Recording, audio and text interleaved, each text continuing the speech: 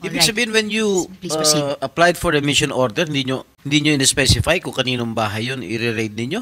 Yes, Madam Chairperson, Your Honor. We're just after the site and the name Didn't of the you subject. dare to ask who owns the house? Hindi po. Okay, as we speak, wala ba kayong alam kung sino may-ari ng bahay? Wala po. Kasi lumalabas kasi may nag-interview ang may-ari daw ng bahay si Secretary Roque. Secretary Roque, if I may... Kaya nga po, nung sinabi nila na sinalakay ang bahay ko at may mga wanted na mga pogo bosses doon, ako po'y talagang nag-conclude na meron talagang pilit na naninira sa akin. Gaya nung naunang release na ng PAGCOR na ako daw ay naglakad para sa lisensya ng isang illegal na pogo at matapos naman marinig ang testimonya ni Chairman Altenco, wala naman pong ganong sinabi. Attorney si Mr. Roque, Altenco. wag muna po tayo dumako sa ibang issue. Okay. Focus muna tayo sa tanong ni SP Pro Temp na may tanong din ako. Mamaya, dadako po tayo sa ibang mga issue pati yung nabanggit nyo. So let's please focus. Okay, so meron po akong interest sa korporasyon na may-ari ng bahay na yan. In fact, in the near future, I am concluding a transaction na kukunin ko yung buong korporasyon. Sino pong nandito para sa Bureau of Immigration? I'm sorry. Sa BID? Yes. Good morning, Miss Chair. Good morning. Sorry, hindi ko makita yung nameplate ng attorney. I'm Attorney Homer Arellano po from the Bureau of Immigration. Salamat, Attorney Arellano. Nagkondukta po kayo ng raid nitong weekend sa isang subdivision.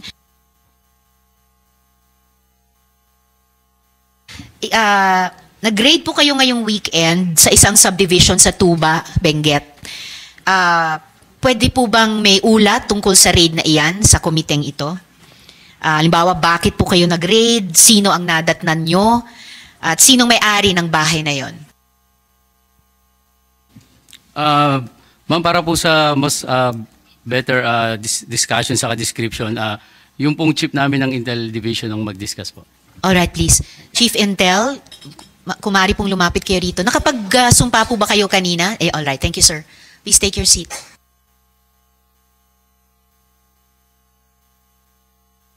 Ano pong buong pangalan nyo, sir? Good morning, Madam Chairperson, Your Honors, and good morning to this committee. Fortunato S. Manahan Jr., Madam Chairperson, Chief of the Intelligence Division. Chief Manahan? Alright, thank you, sir. So, pakiulat sa komite kung yung dahilan ng pag-raid, kung mayroon at anong identity ng mga taong nadatnan doon at yung may-ari ng bahay na iyon. Please proceed. Madam Chairperson, last Friday, there was a coordination ng PAOK sa aming bureau, sa aming commissioner, to conduct an operation sa Benguet. And the Bureau of Immigration issued a mission order signed by the commissioner for a certain subject.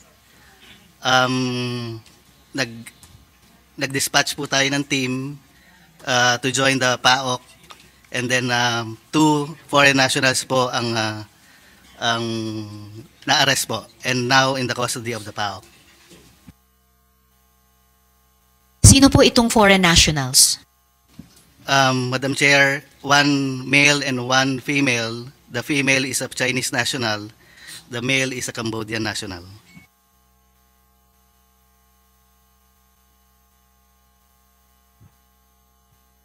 Okay.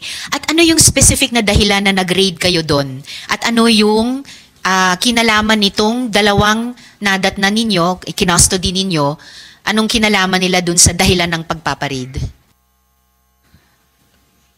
Madam Chair, the information received through the coordination of PAOK, yung target subjects daw ho is involved sa Bamban raid a few months ago. So hindi lamang po involved sa Pogo in general, pero particular sa Pogo sa Bamban. Ibig pong sabihin mula Bamban, maaring tumakas sila basta excuse me, lumipat sila sa Benguet. Wala naman hong information na gano'n, pero yung subject po is cited daw po sa Mountain Province, which is Benguet.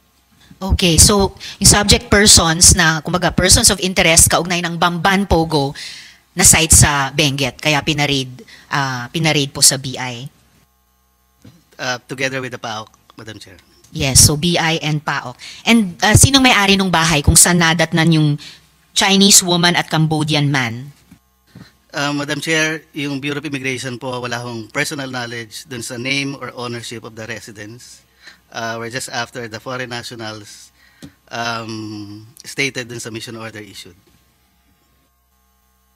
So sa mission order, paano dinescribe nung PAOK yung bahay na pinaparade sa inyo kasama nila? Wala hong information na naibigay sa amin. Only the name of the foreign national stated sa mission order, Madam Chair. Alright. May tanong si SP Is Pro there a Tem. representative from PAOK here present? Comsec, nandito ba ang PAOK?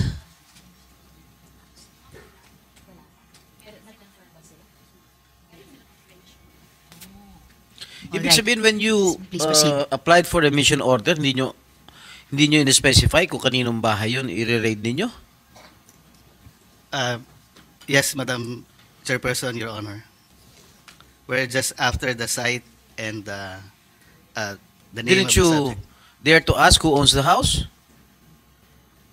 Hindi po. Usually, when we conduct operations po, hindi naman ho namin tinatanong kung sino yung may owner of the establishment or owner of the house. Okay, as we speak, wala ba kayong alam kung sino may-ari ng bahay? Wala po, Your Honor.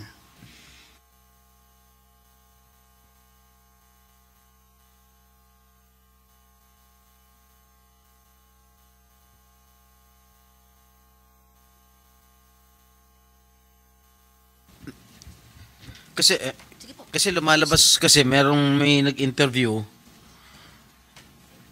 ang may-ari daw ng bahay si Secretary Roque. Secretary Roque, sa inyo ba yung bahay na yan? Well, Attorney una Roque. po, magandang umaga po kay Senate President Pro Tempore, kay Madam Chairperson, Senator Ontiveros, and kay Senator Gatchalian at sa lahat ng mga bisita rito. Now, ang bahay po na tinutukoy nyo sa Tuba Benguet ay rehistrado sa isang korporasyon. Tiniran ko po yan nung ako po ay umalis ng gobyerno, and I do have an interest in the corporation that owns it. No? Pero wala po sa akin ang possession ng bahay na yan. Dahil as of January of 2024, yan po ay pinaupahan ng korporasyon at ang umuupa po ay isang Wan Yun na isang Chinese national na siya po ay pumirma sa contract of lease ay require siya na magpakita ng alien certificate of registration at lumalabas po na siya ay holder ng isang 9G working visa. Meaning, she has a right to be in the Philippines. So ang rehistradong lessee po dyan, at yan ay rehistrado rin sa Homeowners Association ng Subdivision para sila ay makapasok, ay itong babae na isang Wan Yun. Kaya nga po, nung sinabi nila na sinalakay ang bahay ko at may mga wanted na mga pogo bosses doon, ako po ay talagang nag-conclude na meron talagang pilit na naninira sa akin.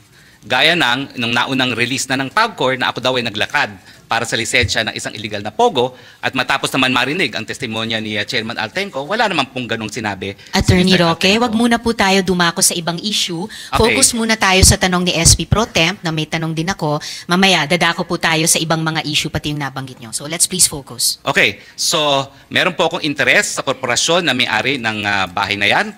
In fact, in the near future, I am concluding a transaction na kukunin ko yung buong korporasyon na may-ari ng bahay na yan. Now, pero ang ina-emphasize ko po, regardless of the ownership, there is a contract of lease which is duly notarized and which I will submit before this honorable body, which means na ang possession po dyan is in the hands of Ms. Wan Yu, who is a legal resident of the Philippines with an alien certificate of registration and in possession of a 9G working visa. Ang gusto ko nga pong malaman, kung nakita nila doon sa bahay na yon, yung tao na hinahanap nila na allegedly may tie sa Banban. Dahil kung di naman po ako nagkakamali, again, as part of due diligence, yung isang lalaking nahuli dyan is the partner of the lessee, no? Hindi ko naman po tinatanggi na may interest talaga ako dyan sa korporasyon na yan, albeit not 100% as of yet, pero magiging 100% na po yan. Now, yun nga po, yung lalaki, ang alam ko, is the partner of Wan Yun, and alam niyo po, hanggang ngayon, meron akong katiwala doon. Kasi nga po, nais ko masigurado na yung lessee will only use the premises for residential purposes. No? Dahil nung ako po ay nasa gobyerno pa, may mga nagrereklamo sa mga villages gaya ng multinational village na ginagawang pogo at 70 people at a time ang nasa residential homes.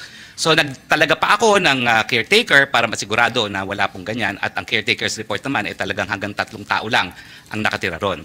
Ang question po is, yun nga po, kung yung lalaking nahuli ay siyang merong tie sa Banban at dahil ang alam ko po, nag-due diligence din naman kami kung sino yung lalaking yon, partner yon nung aking lessee, but gentleman of leisure po yun eh. Ang sinasabi ng aking katiwala, hindi naman umaalis ng bahay, golf lang ng golf kasi may golf course po dyan at nang tinanong namin minsan ano ba ang trabaho niya, sabi niya he is a digital nomad, no?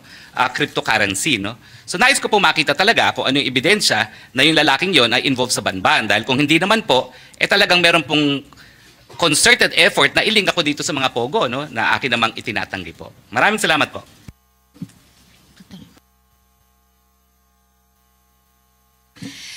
Salamat, Attorney Roque and SP Pro Temp. But follow up lang, Attorney Roque, sabi niyo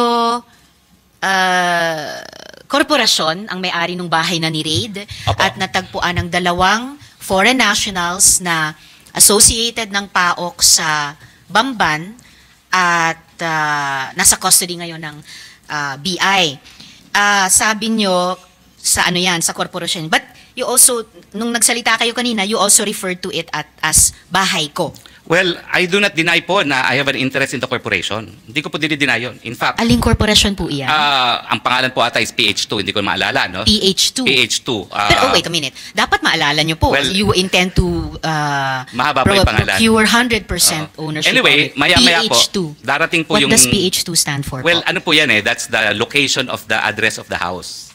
Okay, anyway, maya-maya po. PH2, why? What's the whole address Parang of the phase house? 2, black number, gano'n. Okay, no? phase 2. Pero maya-maya po, nagpakuha ko ng contract of lease para ipakita rito sa komite na ito, no? Na, And sa ngayon po, kayo ang majority shareholder ng PH2. sa ngayon po, hindi.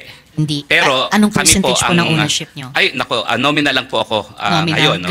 Nominal. 10%, 20%? Well, ngayon po lumalabas, ano lang ako, nag-subscribe lang po ako when it was incorporated, no? At sino po yung majority shareholder sa Ang majority is another corporation PH2? po. Another What is that corporation. other corporation? It's Biancham Holdings po. Ano pong pangalan? Biancham Holdings. Biancham Holdings. Holding. B-I-A-N CHAM. Bianchan Holdings. Yes, yes. Ganong kalaki yung majority? Lahat po yan Hold- sa Biancham Holdings. Pero minority, It's wholly owned. nominal kayo. Nominal. Wholly. Oo, wholly owned po yan by Biancham. Holdings. Sino pong incorporators ng Bianchan Holdings? Attorney Percival Ortega po at yun po naalala ko si Attorney Percival Ortega. I think meron din pong attorney, hindi ko na po maalala kung sino pa yan, pero I think meron pang, well, minimum of 5 po yan eh, pero majority shareholder Alright. is Attorney Percival Ortega. Okay. So majority shareholder si Attorney Percival Ortega para sa Bianchan Holding. There's at least 1 other attorney at 3 pa Yes. for a Apo, total apo. of 5. But Okay I po. confirm that we're in the process of buying into Biancham now. All right. And And we sabi want a nyo nga, controlling interest. you want 100% ba or controlling We will lang? have a controlling interest of Biancham po pag natapos na ang mga papeles. All right. Pero nasa Homeowners Association din po kayo ng subdivision, tama po? Well, nung simula po, dahil tiniran ko po yan nung ako po yung umalis sa gobyerno nung 2019, pero nung bumalik ako sa gobyerno, hindi na po ako tumira doon. Pero hanggang ngayon po, I consider myself a resident of Baguio but I stay in another house. Pero member po kayo ng HOA dun sa subdivision? Mandatory po na yung corporate owner is a member of the Homeowners Association. So, member po, dahil mandatory, member kayo ng HOA ng subdivision? Member po yung corporation that owns the house. Okay. So, sinong nakapangalang representative ng Bianchan Holdings sa HOA ng subdivision? Hindi po ako sigurado, no? Kung sino ngayon ang nakapangalan doon, no? But I do know that lahat po ng mga dues are being paid and the real estate taxes are being paid. Sino pong nagbabayad ng dues at real estate taxes para Well, sa ano po, Bianchan? it is also Biancham, no, that pays for it, no. But in Aha. any case, hindi ko po dinideny that, that is a house that I have an interest in. I have lived in the house. Ang sinasabi ko lang po, pinaupahan po yan and possession is now with the lessee. For the record, yung Bianchan Holdings, nabalita po dati na may partnership sa First Mariveles Holdings Corp o FBMHC na nag-apply for POGO license dati? Hindi po. Maaring, no. I deny It's, that. I deny that. You deny it. Okay. Yes, ang Well, we will ask application po the is proper... AFAB. Oo. It's the Freeport Authority of Bataan. Okay, It we is will not ask with that. PAGCOR. All right, we will ask that sa present and possibly past PAGCOR chairs later. Wala po yung application at all with PAGCOR. Yes, well noted yung denial nyo. Itatanong. Pero POGO po siya. Hindi po. Hindi rin That's siya a real POGO. estate development company Real na estate. nag-apply po for accreditation sa AFAB pero hindi na po Okay. na-pursue. Okay, we will ask that of AFAB of po. No. The chair will say who we will ask that from. We will ask that from PAGCOR and if necessary, invite AFAB to the next hearing if necessary. Pero itatanong muna natin sa PAGCOR mamaya. So, attorney, wala po kayong possession ng bahay pero may supervision dahil may bantay po May kayo bantay doon. Okay po.